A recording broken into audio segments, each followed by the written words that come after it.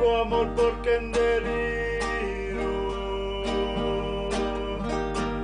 Ay, acuérdate de mí.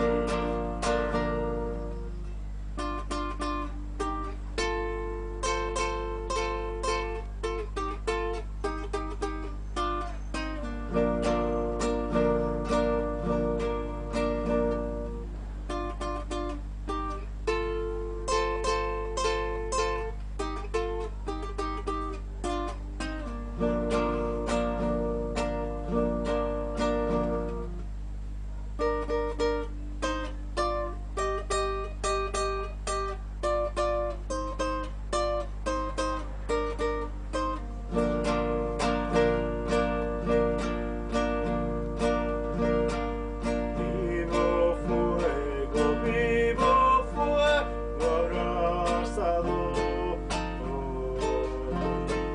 que devora mi existir. Y en el alma he de sentir. Dará muerte al corazón. No me olvides, no, amor mío.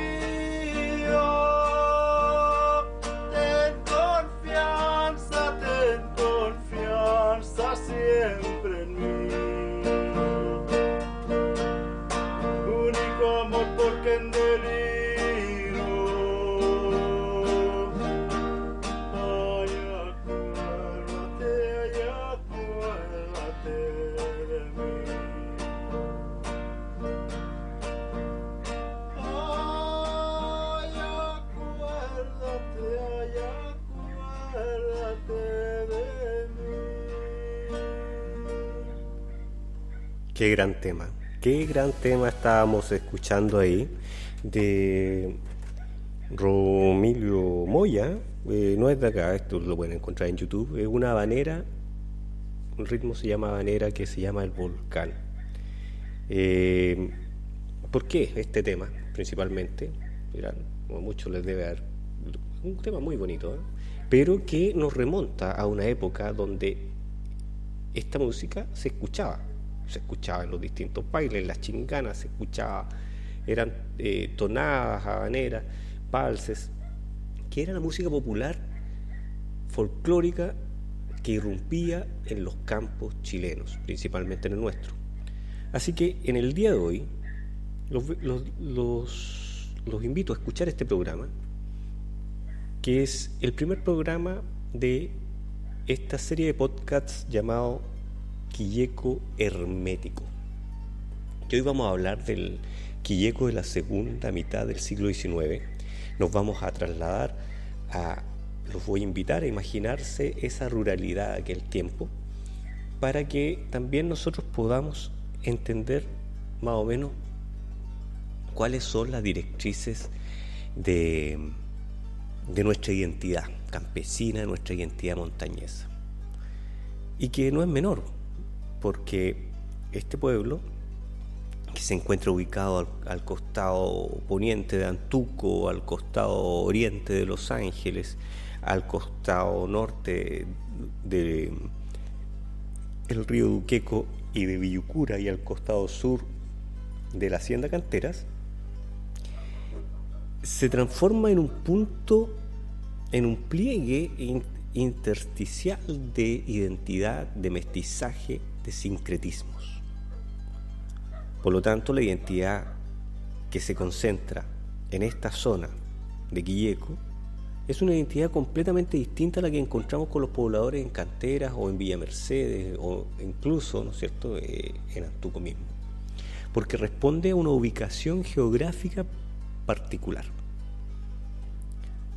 Por lo tanto, dicho esto, vamos a comenzar a hablar hoy día un rato sobre este Quilleco de la segunda mitad de siglo. Y muchos de ustedes dirán, ya, sí, cuando se fundó Quilleco en el 26 de julio de 1853. Como diría un efecto especial que no tenemos.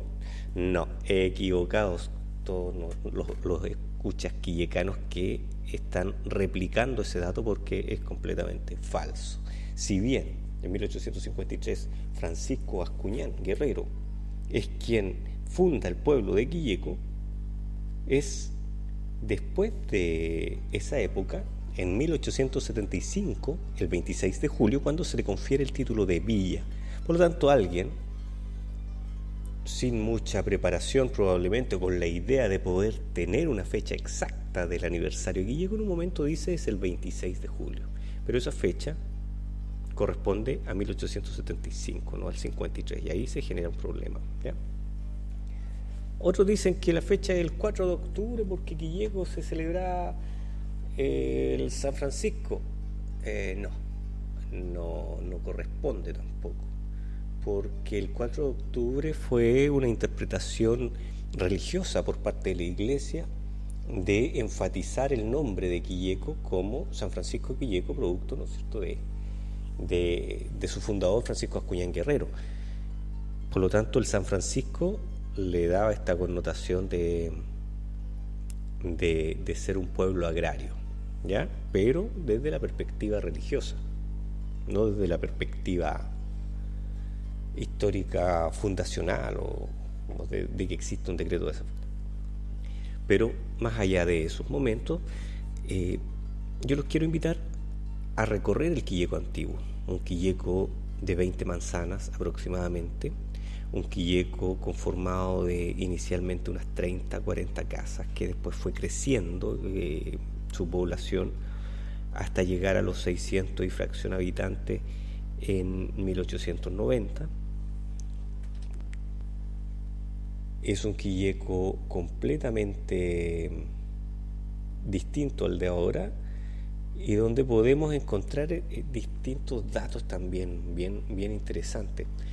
Por ejemplo, Quilleco estaba conformado y la comuna principalmente, estaba conformado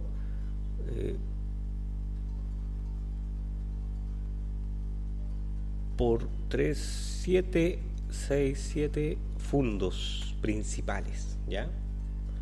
Sus dueños a fines de los 1890 era Roberto Badilla, Rafael Anguita. Hay una compañía agrícola que ya se estaba forjando en canteras previo a la irrupción del seguro obrero. Juan Antonio Poblete se había hecho del Fundo Curiche y Evangelina Palma era la dueña del Fundo Coihueco. Mientras tanto, los hijos de Mariano Palacios, Nicolás Palacios y Mariano Palacios, hijo, eran los dueños de El Carmen y Cañicura, respectivamente. Es interesante esto porque hay una idea bien arraigada que dice que a los quillecanos les gustan los patrones de fundo. Y es porque probablemente viene de un sistema, de una organización social que estaba regulada o autorregulada a partir de los patrones de fondo, que muchas veces no eran los delegados eran los administradores de los fondos, quienes asumían tareas de delegados para dar cuenta a los gobiernos, los departamentos o las provincias, ¿ya? Hay que entender de que durante la segunda mitad del siglo XIX, Quilleco pasó por una serie de transformaciones territoriales. Acá estamos hablando de que cuando se transforma en comuna se juntan 3 delegaciones, la 18, la 19 y la 21. El Pedregal, Canteras y Quilleco. Y cada delegación tenía aproximadamente 3.000 habitantes, en conjunto los 9.000 y fracción. Que podemos decir, oye, pero los habitantes no han cambiado porque nosotros en la actualidad tenemos 10.000 habitantes. Claro. Las concentraciones demográficas han cambiado. La mayoría de los habitantes ahora está concentrado en el sector urbano versus en aquellos tiempos en que estaba dispersos homogéneamente en todos los sectores rurales, con las pueblas principalmente ocupadas por obreros, campesinos, agricultores, inquilinos de los fundos. Por lo tanto, tenemos que pensar en un territorio amplio, un territorio agrícola, triguero, conformado por distintas pueblas y por pueblos, aldeas pequeñas, sectores urbanos como las canteras, el Fundo Las Canteras, concentradas 200, 300 personas viviendo ahí. Por lo tanto, no es que haya surgido las canteras como poblado solamente cuando comienza el desarrollo forestal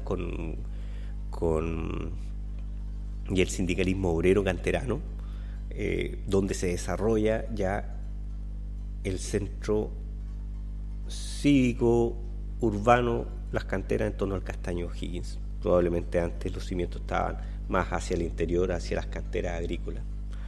De hecho, Edmund Smith en su texto, en un texto realizado en su experiencia en Chile a finales de 1800, pasa 1870 aproximadamente, pasa por las canteras y narra muy bien, ¿no es cierto?, cómo la entrada a las canteras, la actual entrada de castaños que hay hacia el interior, era el camino por el que había que desviarse hacia Antuco.